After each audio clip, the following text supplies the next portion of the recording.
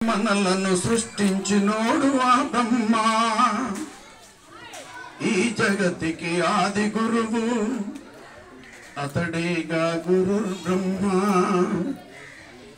నవమాసాలు మోసి కనిపించిన కన్న తల్లి, నవమాసాలు మోసి కనిపించిన కన్న తల్లి, తన చేతిని ఆసరాగా నడిపించిన నాన్న, వారేగా మలి గురువులు.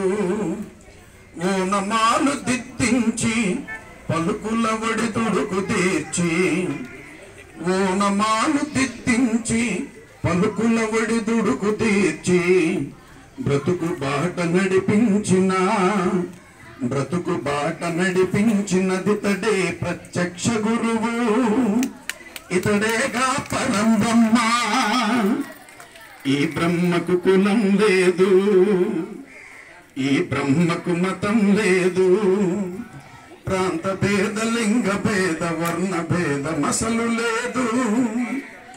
ఈ బ్రహ్మను పూజిస్తే, ఈ బ్రహ్మకు ప్రణుతులెడితే ఎల్ల శుభంబులు కలుగును, ఎల్ల శుభంబులు కలుగును. ఈ మానవ జగతికి, ఈ మానవ జగతికి. గురుభ్యం నమః.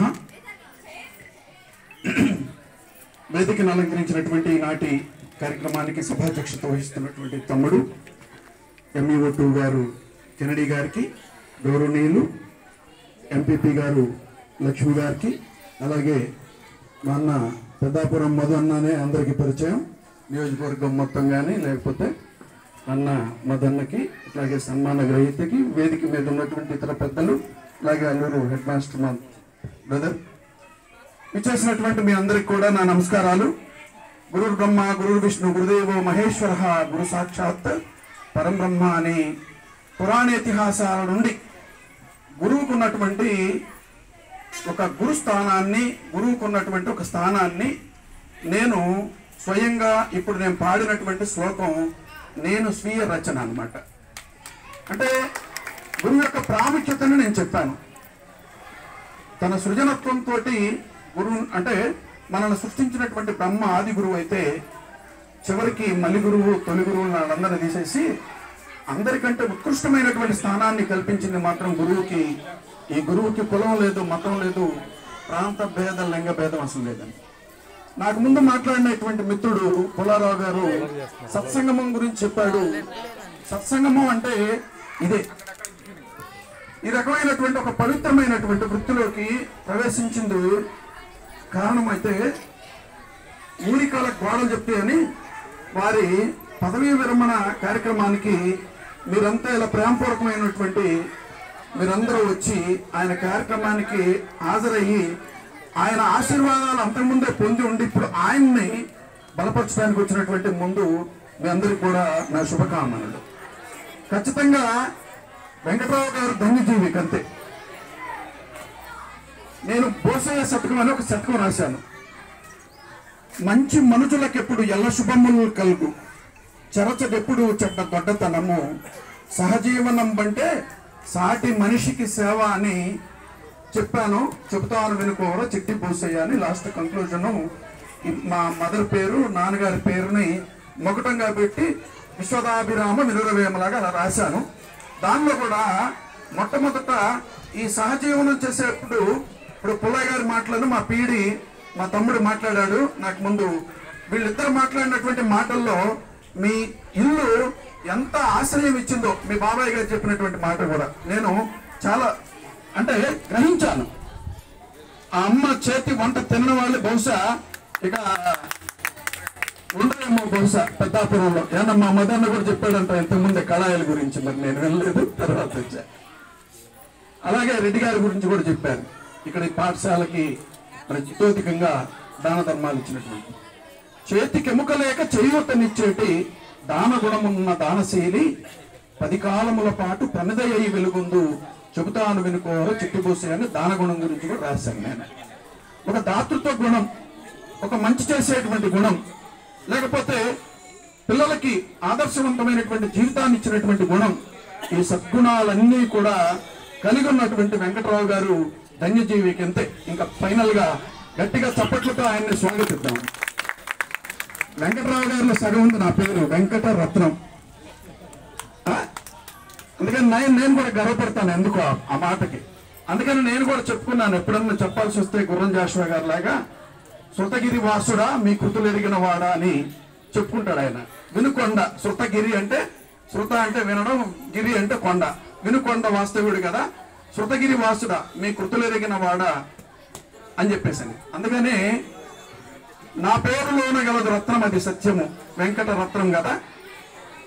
వెంకటేశ్వరు నామందు సగము వెంకటేశ్వర్లు. యేసురత్నమనియ తల్లిదండ్రి మేనబెట్టిన పేరు సురేంద్ర చటర్జీ. ఇన్ని పేర్లు ఉన్నాయి నాకు. బహుశా ఏదన్నా పేరు గుర్తుపెట్టుకోండి మళ్ళీ దాంతో పిలిచేవాళ్ళు. అన్ని మతముల సారము ఇందునన్ గలదే, అందుకే నా ఇల్లు లౌకికత్వ పుట్టిల్లు అని చెప్పి రాసుకున్నాను.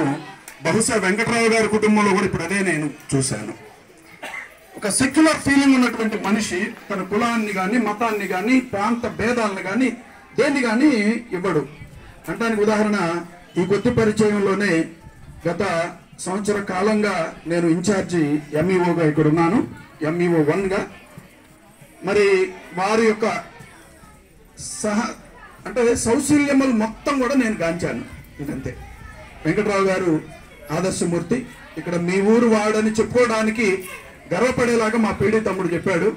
నిజంగా మరి పెద్దవరానికి అంత పెద్ద వరం అయినటువంటి పెద్దాపురం పెద్ద వరం అయినటువంటి మరి వెంకటరావు గారికి శుభాశీస్సులు అందజేస్తూ, చిన్నవాడినైనా కూడా అధికారిగా మీకు శ్రేష్ఠ జీవితం అని అనకుండా మీ బాబాయ్ మీ తమ్ముడు మాట చెప్పాడు. ఏమనంటే మీరు కనుక సెకండ్ ఇన్నింగ్స్ ఆడితే కనుక మీకు డైరెక్ట్గా ఇక్కడ ఎంఈఓలు ఇద్దరును మిమ్మల్ని మీ సేవల్ని మరి ఉపయోగించుకోవడానికి మేము ఇప్పుడు ఆర్డర్ ఇస్తానికి మేము రెడీగా ఉన్నాం. మళ్ళీ మీరు కొనసాగుతానంటే ఇక్కడ పని చేయడానికి మీ మాతృ సంస్థ ఇది. ఈ పాఠశాలలో మీ సేవలు కొనసాగాలి. ఎంతోమందికి విద్యాబుద్ధులతో పాటు సంస్కారాలను ఇచ్చినటువంటి మీ కుటుంబంతో పాటు మీ ఇల్లు లాంటిది. అట్లాగే ఈ పాఠశాల అభివృద్ధికి కూడా ఎంఈఓలుగా ఇద్దరం ఇతోదిక సహాయ సహకారాలు అందిస్తామని, అట్లాగే సార్